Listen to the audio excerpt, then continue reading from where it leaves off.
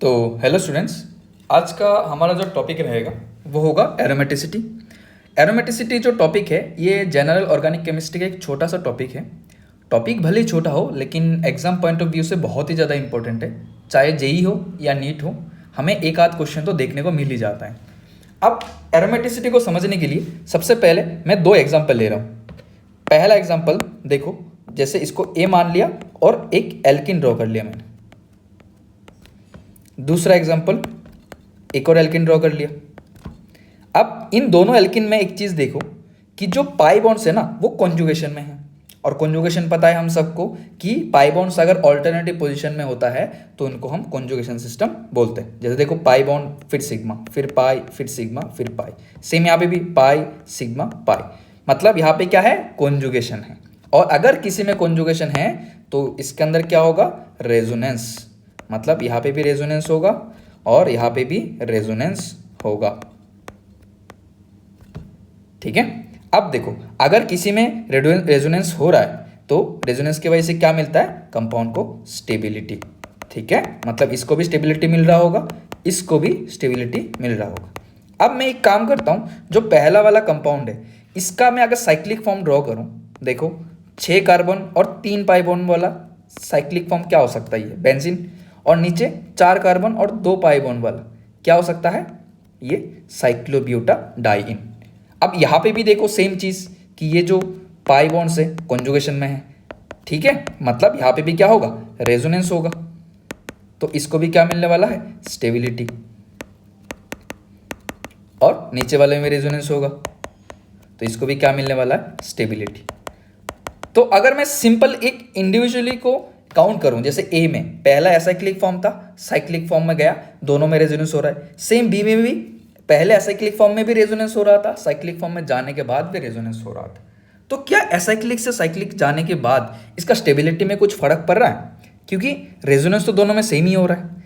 तो अगर मैं कंपेयर करूं साइक्लिक और एसाइक्लिक फॉर्म का स्टेबिलिटी का, तो पहले वाले केस में जो साइक्लिक फॉर्म है वो ज़्यादा स्टेबल होता है, लेकिन दूसरे वाले केस में एसाइक्लिक फॉर्म ज़्यादा स्टेबल होता है।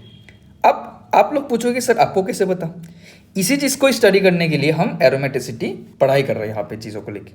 अब देखो यहाँ पे तुम ध्यान से देखो तो एक्चुअली में हो क्या रहा है चीज़ें, कि एसाइक्लिक फॉर्म से साइक्लिक फॉर्म में जाने के बाद कंपाउंड का स्टेबिलिटी या तो बहुत ज़्यादा इंक्रीज हो रहा है, जैसे पहले वाला केस देखो, जैसे ही हम एसाइक्लिक से साइक्लिक फॉर्म में गए स्टेबिलिटी बढ़ गया, लेकिन दूसरे वाले केस में एसाइक्लिक से जैसे ही साइक्लिक फॉर्म में गए उसका स्टेबिलिटी घट गया। तो ये जो कंसेप्ट है ना, यही होता है एक्चुअल में एरोमेटिसिटी। एरोमेटिसिटी क्या है, कुछ नहीं, एक कंसेप्ट है केमिस्ट्री का जो बताता है एसाइक्लिक फॉर्म से साइक्लिक फॉर्म में जाने के बाद कंपाउंड का स्टेबिलिटी बढ़ा या घटा। अगर बढ़ जाए तो इसको हम जनरली एरोमेटिक कंपाउंड नाम देते हैं, ठीक है, और अगर घट जाए तो इसको हम एंटी एरोमेटिक कंपाउंड नाम देते हैं। ये सारी चीज़ें एक्सपेरिमेंटली निकाला जाता है कि साइक्लिक फॉर्म में जाने के बाद क्या होगा। ठीक है, तो बस ये कंसेप्ट है। अब एग्जाम में क्वेश्चन कैसे पूछेगा तुमसे, देखो एग्जाम में तुम्हें कुछ ऐसे कंपाउंड्स ड्रॉ करके दे देगा, ठीक है, मान लो कुछ कंपाउंड्स ड्रॉ करके दिया और इनमें से तुम्हें पूछ लिया, क्या पूछा कि ये बताओ तुम, ये कंपाउंड एरोमेटिक है या एंटी एरोमेटिक है, या एक और नाम सुनने को मिलेगा तुम्हें जिसको हम नॉन एरोमेटिक बोलते हैं। ठीक है, नॉन एरोमेटिक कंपाउंड्स बोलते हैं। अब इस चीज को निकालने के लिए, मतलब कंपाउंड एरोमेटिक होगा, एंटी एरोमेटिक होगा या नॉन एरोमेटिक, तुम ध्यान से देखो तो ये जो एरोमेटिक या एंटी एरोमेटिक है सब कुछ स्टेबिलिटी का ही खेल है। अब स्टेबिलिटी हम एक्सपेरिमेंटली निकाल सकते हैं, लेकिन फिर भी थ्योरेटिकली हम प्रेडिक्ट कर सकते हैं। कैसे, हमारे पास एक साइंटिस्ट था हुकेल, जिन्होंने कुछ सेट्स ऑफ रूल दिए या पॉइंट्स दिए जिसके मदद से कोई कंपाउंड एरोमेटिक या एंटी एरोमेटिक है कि नहीं वो हम बता सकते हैं। तो उनका जो पॉइंट्स है, इनमें सबसे पहला कंपाउंड कि एरोमेटिक या एंटी एरोमेटिक निकालने के लिए कंपाउंड सबसे पहले क्या होना चाहिए, साइक्लिक होना चाहिए। अब दूसरा, compound must be planar. Planar का मतलब होता है, जैसे मैं एक कंपाउंड ड्रॉ किया बेंजीन, अब क्या ये साइक्लिक है, हाँ साइक्लिक है। अब ये प्लेनर है कि नहीं कैसे देखेंगे, प्लेनर होने के लिए जितना एलिमेंट मिलके वो रिंग बना रहा है, वो हर एक एलिमेंट का हाइब्रिडाइजेशन क्या होना चाहिए, sp2 होना चाहिए, तभी ये कंपाउंड प्लेनर होगा। ठीक है, मतलब हर एक कंपाउंड का जो हर एक एलिमेंट का जो हाइब्रिडाइजेशन है वो sp2 होना चाहिए। ये था दूसरा कंडीशन, ठीक है। तीसरा कंडीशन क्या है, कॉन्जुगेशन सिस्टम होना चाहिए वो रिंग। कॉन्जुगेशन सिस्टम मतलब यहाँ पे मैं ध्यान से देखूं तो देखो यहाँ पे पाई बॉन्ड, फिर सिग्मा, फिर पाई, फिर सिग्मा, फिर पाई, मतलब रिंग जो है वो कॉन्जुगेशन में है, ठीक है। अब ये सब कंडीशन फुलफिल करने के बाद लास्ट में हमें काउंट करना पड़ता है number of pi electrons. Pi electrons क्या होता है, electrons that are participate in resonance. अगर मैं इस बेंजीन वाला केस देखूं तो देखो यहाँ पे कितने पाई बॉन्ड्स हैं, 3 पाई बॉन्ड्स। अब तीनों पाई बॉन्ड्स रेजोनेंस कर सकता है, तो हर एक पाई बॉन्ड्स में 2-2 करके इलेक्ट्रॉन है, तो टोटल 6 इलेक्ट्रॉन रेजोनेंस में पार्ट ले रहा है। तो हम बोलेंगे इस रिंग में 6 पाई इलेक्ट्रॉन्स प्रेजेंट है, ठीक है। अब देखो ये तो हो गया अपना हुकेल के पॉइंट्स, लेकिन एग्जाम में तुम्हें कैसे कैसे चेक करना है, देखो तुम्हें इतने सारा चेक नहीं करना, मैं बता रहा हूँ तुम्हें। सबसे पहला जो तुम्हें चेक करना है कि कंपाउंड क्या होना चाहिए, साइक्लिक होना चाहिए। दूसरा कॉन्जुगेशन होना चाहिए। कॉन्जुगेशन सिस्टम तुम कैसे चेक करोगे, देखो कॉन्जुगेशन मतलब ऑल्टरनेटिव पोजीशन में कुछ ना कुछ होना चाहिए। क्या क्या होना चाहिए ऑल्टरनेटिव पे, देखो positive charge, negative charge, lone pair, backend orbital या तो पाई बॉन्ड्स। अब इसका मतलब क्या है ये तुम्हें समझाते हैं। जैसे मान लो तुमने एक एग्जांपल लिया, ठीक है, मान लो ये वाला, ठीक है। अब ये जो रिंग बना कितने एलिमेंट मिलके बने, 5। ये कार्बन है, ठीक है, और ये नाइट्रोजन है। अब ये जो पहला पॉइंट था अपने पास, साइक्लिक है कि नहीं, हाँ चेक, साइक्लिक हो गया। कॉन्जुगेशन सिस्टम है कि नहीं, कॉन्जुगेशन कैसे चेक करेंगे, जितने एलिमेंट्स मिलके वो उस रिंग को बना रहे हर एक एलिमेंट्स में क्या होना चाहिए, इन पांचों में से कुछ ना कुछ प्रेजेंट होना चाहिए। देखो ये कार्बन, चारों कार्बन में क्या है, पाई बॉन्ड से लिंक्ड है जो मैंने बताया था, और नाइट्रोजन में क्या है, इसके पास लोन पेयर है, मतलब पांचों में से कुछ ना कुछ होना चाहिए, बस सिंपल। ये सब होने के बाद तीसरा हमें चेक करना है नंबर ऑफ पाई इलेक्ट्रॉन्स, ठीक है। पाई इलेक्ट्रॉन्स क्या, तो मैंने बता दिया क्या था वो, electrons that are participate in resonance.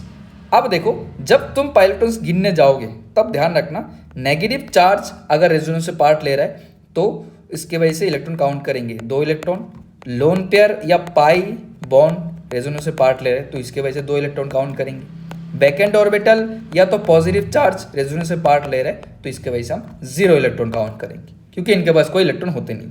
साथ साथ कुछ पॉइंट तुम्हें ध्यान रखना है, क्या ध्यान रखना है कि अगर मान लो किसी के पास लोन पेयर है और वो ऑलरेडी डबल बॉन्डेड है, मतलब एलिमेंट जो ऑलरेडी डबल बॉन्डेड है और उसके पास लोन पेयर भी है, तो वो लोन पेयर कभी भी रेजोनेंस में पार्ट नहीं लेता। तो अगर वो कॉन्जुगेशन में भी आ रहा है तो इसको हम काउंट नहीं करेंगे। दूसरा पॉइंट क्या है कि अगर किसी के पास 2 लोन पेयर है और वो कॉन्जुगेशन में है तो दोनों में से सिर्फ और सिर्फ एक लोन पेयर जाएगा रेजोनेंस करने, ठीक है। इसलिए हम एक को ही काउंट करेंगे, किसमें, पाई इलेक्ट्रॉन्स में, ठीक है। अब देखो पाई इलेक्ट्रॉन्स काउंट करने के बाद अगर नंबर ऑफ पाई इलेक्ट्रॉन्स क्या हुआ, 4n+2 हुआ, ठीक है। 4n+2 पाई इलेक्ट्रॉन हो सकता है या दूसरा पॉसिबल 4n पाई इलेक्ट्रॉन्स। अगर 4n+2 पाई इलेक्ट्रॉन्स हुआ तो इसको बोलते हैं हम एरोमेटिक, और अगर 4n पाई हुआ तो इसको बोलते हैं हम एंटी एरोमेटिक।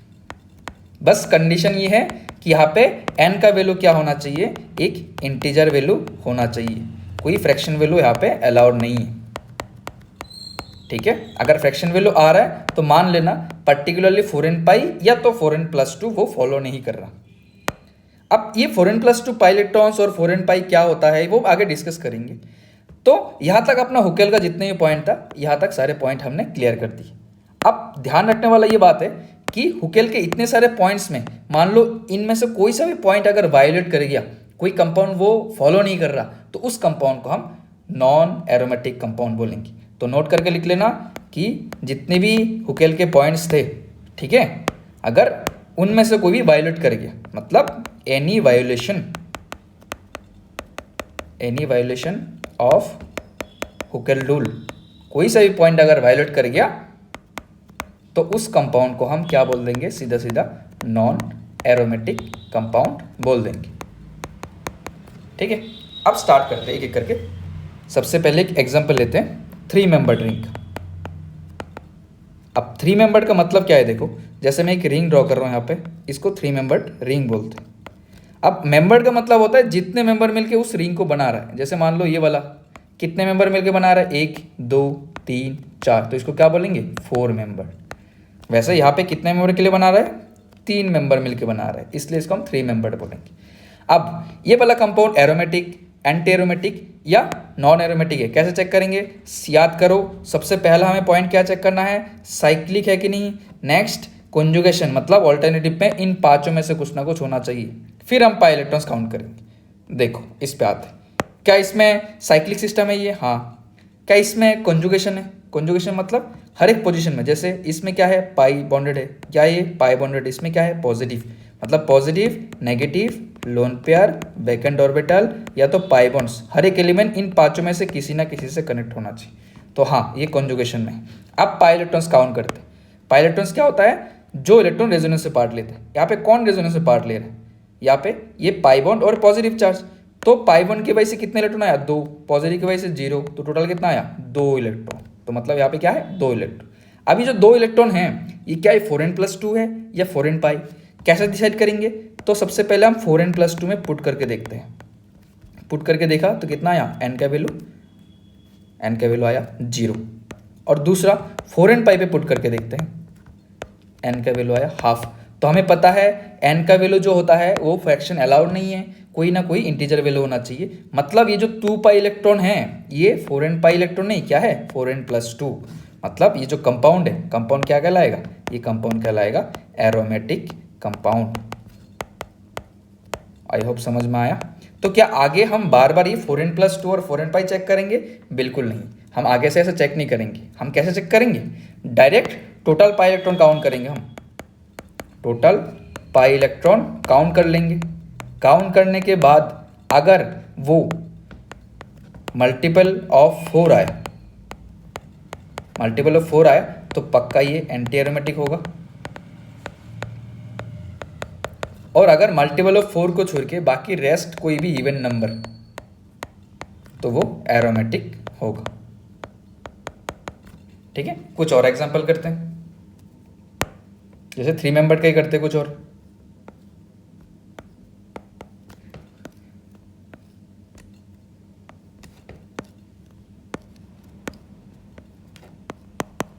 एक और एग्जांपल,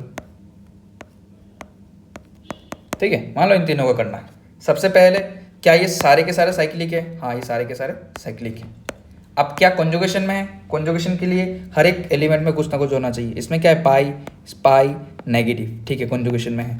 पाई पाई इसमें कुछ नहीं है तो कॉन्जुगेशन में नहीं है, मतलब ये हुकेल रूल को वैलिड नहीं किया।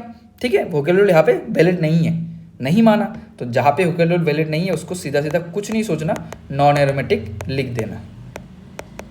फिर से इसमें क्या है पाई पाई, बी में क्या है, इसमें वैकेंट ऑर्बिटल है तो मतलब ये भी कॉन्जुगेशन में है। ठीक है, इसमें आते हैं, इसमें क्या है पाई बॉन्ड, ये क्या है पाई बॉन्ड, इसमें क्या है नाइट्रोजन के पास लोन पेयर होते हैं। ठीक है, तो मतलब ये भी कॉन्जुगेशन में है। तो कॉन्जुगेशन हो गया। अब पाई इलेक्ट्रॉन्स काउंट करो, इसमें कितना पाई इलेक्ट्रॉन्स होगा। यहाँ पे रेजोनेंस में कौन पार्ट ले रहा है, एक पाई बॉन्ड और एक नेगेटिव चार्ज। पाई की वजह से 2, नेगेटिव की वजह से 2, मतलब टोटल 4 पाई इलेक्ट्रॉन। इसका तो हो गया नॉन एरोमेटिक। इसमें कितना है देखो, 2 पाई इलेक्ट्रॉन, वैकेंट ऑर्बिटल के वजह से कितने इलेक्ट्रॉन होते हैं 0, इनके पास कोई इलेक्ट्रॉन नहीं होता तो 2 पाई इलेक्ट्रॉन। इसमें कितना होंगे देखो 2 और लोन पेयर की वजह से 2, कितना हो गया 4, 4 पाई इलेक्ट्रॉन। अब 4 का मल्टीपल है, क्या ये 4 का मल्टीपल है, हाँ तो ये क्या हो जाएगा एंटी एरोमेटिक। ये 4 का मल्टीपल है, नहीं है तो ये हो जाएगा एरोमेटिक। ये भी 4 का मल्टीपल है तो ये भी हो जाएगा एंटी एरोमेटिक। तो आई होप समझ में आया कैसे करते हैं। चलो कुछ और एग्जाम्पल करते हैं, जैसे ये वाला। सबसे पहले क्या सबके सब साइक्लिक हैं, हाँ सबके सब साइक्लिक है। क्या कॉन्जुगेशन में है, देख लेते हैं। पाई पाई पाई, इसमें क्या है पाई पॉजिटिव चार्ज, सब में कुछ ना कुछ। Pi negative positive, pi negative negative, pi bond vacant orbital positive, pi pi negative vacant orbital, pi है पाई पॉजिटिव, इसके पास क्या है lone pair, pi pi negative, इसके पास क्या है लोन पेयर। मतलब सबके सब कॉन्जुगेशन में है। अब पाई इलेक्ट्रॉन्स काउंट करो, इसमें कितने होंगे, इसमें होंगे पाई बॉन्ड की वजह से 4, इसमें कितने होंगे 2, पॉजिटिव में कोई चार्ज नहीं होते तो यहाँ पे 2 होंगे। इसमें 2 है, नेगेटिव की वजह से 2 इलेक्ट्रॉन, टोटल 4 इलेक्ट्रॉन। इसमें 2, नेगेटिव की वजह से 2, इसके वजह से 2, टोटल 6। इसमें आते हैं, इसमें 2, पॉजिटिव और वैकेंट ऑर्बिटल में कोई इलेक्ट्रॉन नहीं होते तो सिर्फ 2। इसमें कितने 2, नेगेटिव की वजह से 2, टोटल 4। इसमें कितने 2, लोन पेयर की वजह से 2, टोटल 4। लोन पेयर की वजह से 2, नेगेटिव की वजह से 2 और यहाँ पे 2, टोटल 6। अब ढूंढो क्या ये 4 का मल्टीपल है पहला वाला, हाँ, तो ये क्या हो जाएगा एंटी एरोमेटिक। ये 4 का मल्टीपल नहीं है तो ये एरोमेटिक। ये भी 4 का मल्टीपल, एंटी एरोमेटिक। 4 का मल्टीपल नहीं है तो एरोमेटिक। 4 का मल्टीपल नहीं है एरोमेटिक। ये भी क्या होगा एंटी एरोमेटिक। ये भी एंटी एरोमेटिक। ये भी 4 का मल्टीपल नहीं तो एरोमेटिक। आई होप समझ में आया। सेम 5 मेंबर रिंग करते हैं। सबसे पहले क्या सारे के सारे 5 मेंबर रिंग साइक्लिक है, हाँ साइक्लिक तो है। नेक्स्ट क्या कॉन्जुगेशन में है, देखते हैं। इसमें क्या है नेगेटिव, बाकी सब में पाई है। देखो इसमें भी पाई है और इसमें क्या है पॉजिटिव। इन चारों में पाई है लेकिन इसमें कुछ नहीं है, तो मतलब हुकेल रूल को फॉलो नहीं किया, तो सीधा सीधा लिख देना है। क्या हो जाएगा ये हो जाएगा अपने पास नॉन एरोमेटिक। सेम बाकी में चेक करते क्या है इसमें। इन चारों में तो पाई है, इसमें क्या है वैकेंट ऑर्बिटल। इन चारों में तो पाई है, इसके पास क्या है लोन पेयर। सेम इसमें आते हैं, इनमें पाई। ऑक्सीजन के पास क्या होता है लोन पेयर। सेम पाई और सल्फर के पास लोन पेयर। कितने होते हैं 2। अब देखो मतलब कॉन्जुगेशन में है बाकी सारे। अब पाई इलेक्ट्रॉन काउंट करते हैं। 2 पाई बॉन्ड तो 4 इलेक्ट्रॉन, 1 नेगेटिव 6 इलेक्ट्रॉन। इसमें 2 पाई बॉन्ड 4 इलेक्ट्रॉन, पॉजिटिव में कोई इलेक्ट्रॉन नहीं होता, ये तो नॉन एरोमेटिक हो गया। 2 पाई बॉन्ड 4 इलेक्ट्रॉन, वैकेंट में कोई इलेक्ट्रॉन नहीं होते। 2 पाई बॉन्ड 1 लोन पेयर, तो टोटल 6 पाई इलेक्ट्रॉन। इसमें आता है कितना 4, 2 पाई की वजह से 4 इलेक्ट्रॉन, प्लस ऑक्सीजन के पास लोन पेयर है। और मैंने स्टार्टिंग में बता के आया किसी के पास अगर 2 लोन पेयर है तो इसमें से सिर्फ 1 को काउंट करना है, ठीक है। तो यहाँ पे 4 और लोन पेयर की वजह से 2, टोटल 6। सेम यहाँ पे भी 1 को काउंट करना है 6। अब देखो बस 4 का जो मल्टीपल है उसका एंटी एरोमेटिक बोल दो, जैसे ये एंटी एरोमेटिक, ये भी एंटी एरोमेटिक, और बाकी 4 का मल्टीपल है नहीं तो ये भी एरोमेटिक, ये भी एरोमेटिक, ये भी एरोमेटिक, ये भी एरोमेटिक। आई होप समझ में आया। नेक्स्ट आते हैं 6 मेंबर रिंग। क्या ये सारे के सारे रिंग में है या मतलब साइक्लिक में है, हाँ है। कॉन्जुगेशन में है, चेक कर लेते हैं। सब में क्या है पाई बॉन्ड, इसमें क्या है पाई, ठीक है। और नाइट्रोजन के पास लोन पेयर भी है, ठीक है, अच्छी बात है। इसके पास लोन पेयर है, लोन पेयर है, पाई भी है, पाई है, सब में कुछ ना कुछ। पाई पॉजिटिव पॉजिटिव, पाई है नेगेटिव पॉजिटिव, ठीक है। तो कॉन्जुगेशन में अब पाई इलेक्ट्रॉन काउंट करो, कितना है 6 पाई इलेक्ट्रॉन। इसमें 2 2 6।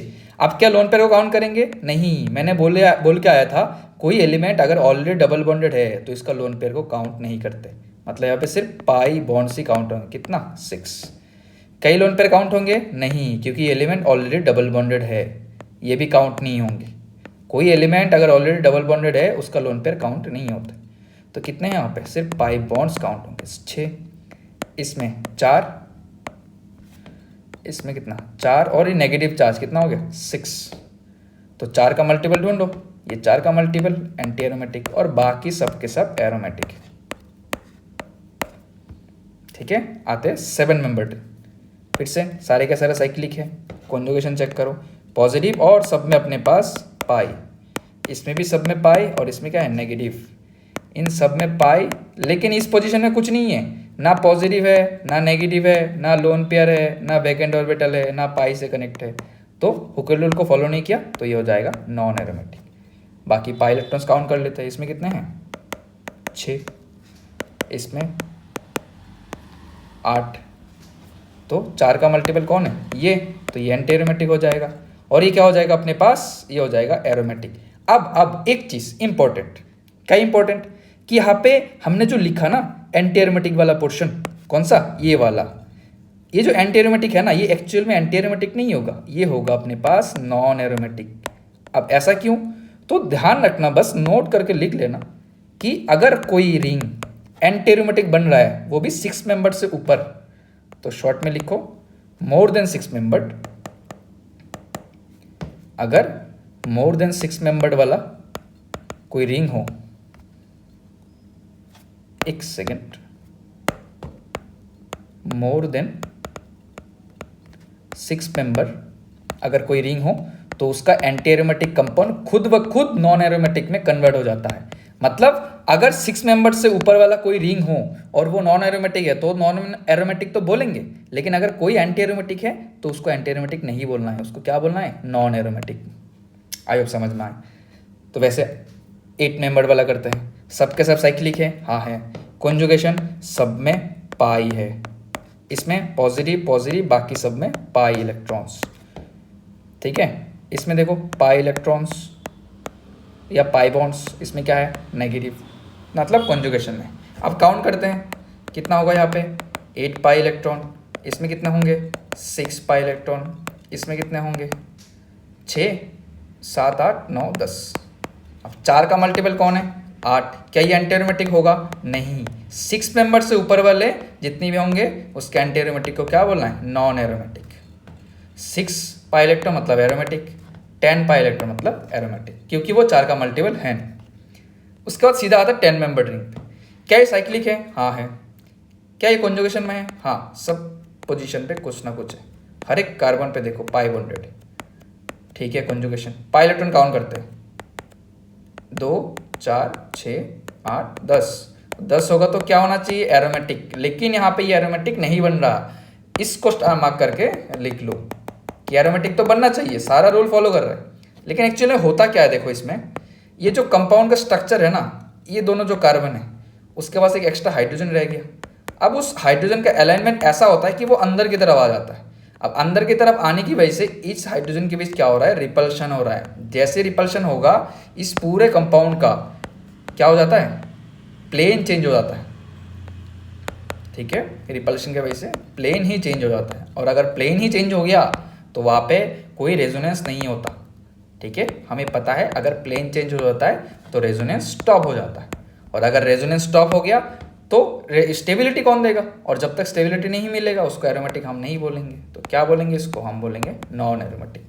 बस ये वाला पॉइंट ध्यान रखना अच्छे से, ठीक है। तो आई होप यहाँ तक क्लियर है। और भी कुछ कुछ चीज़ें मैं बता देता हूँ, जैसे तुम्हारे पास पॉइंट करके लिख लेना ये सब। क्या कि अगर मैं स्टेबिलिटी की बात करूँ तो हमने देखा सबसे ज़्यादा स्टेबल कौन होता है, एरोमेटिक। उसके बाद स्टेबल कौन होगा, नॉन एरोमेटिक, और सबसे लीस्ट स्टेबल होता है एंटी एरोमेटिक। और भी कुछ जो एरोमेटिक कंपाउंड्स होते हैं वो डायमैग्नेटिक नेचर के होते हैं,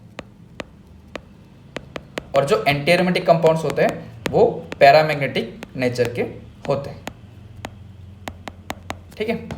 तो यहाँ तक जितना हो सका मेरे से मैंने समझा दिया तुम्हें। अगला एक और वीडियो लाएंगे जिसमें मैं बस क्वेश्चंस के बारे में डिस्कस करेंगे, कुछ अच्छे अच्छे क्वेश्चन, कुछ मिसलेनियस केसेस, ठीक है। तब तक के लिए पढ़ते रहो, थैंक यू।